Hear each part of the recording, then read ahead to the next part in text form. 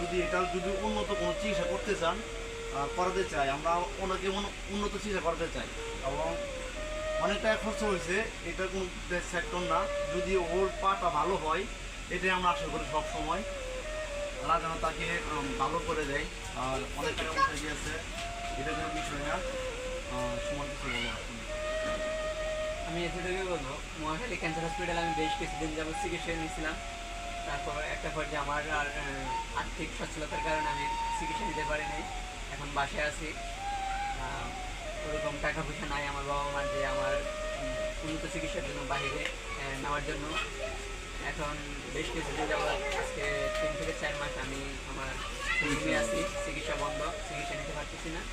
এখন যদি আপনারা যদি আমার সহযোগিতা করেন, আমি খুবই উপকৃত হব এবং আমি আবার পুনরায় আগের মতো স্বাভাবিক জীবনে ফিরতেছি। তবে আমরা সুমনের বিকাশ নাম্বারটা আমাদের পেজে দিয়ে দেবো, ভিডিওতে দিয়ে দেবো।